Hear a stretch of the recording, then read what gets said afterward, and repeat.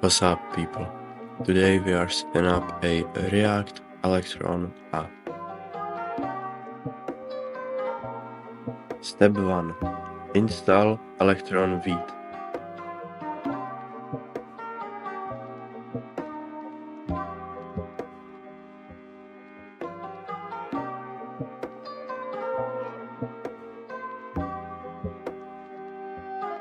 Step 2. Select framework and TypeScript if you want.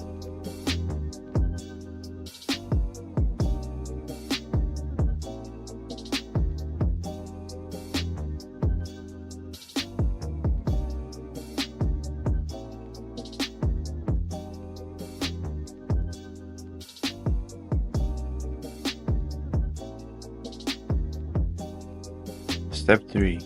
Install node modules.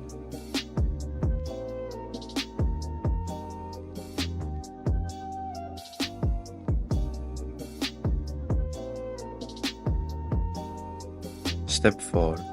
Run the app.